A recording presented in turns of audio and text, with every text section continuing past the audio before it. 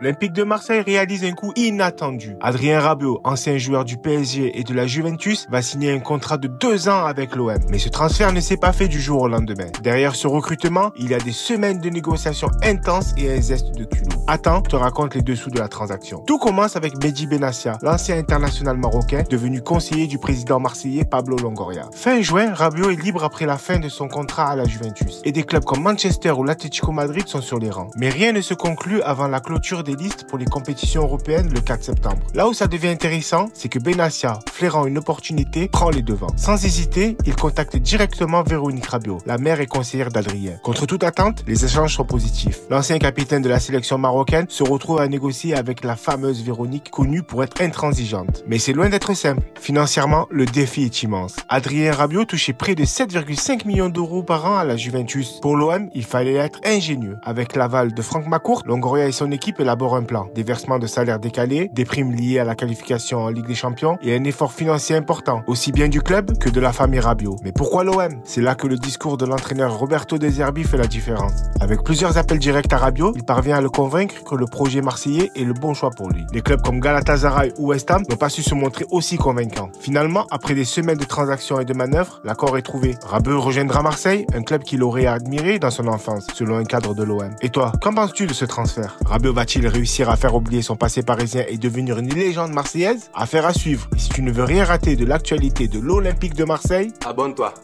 Merci.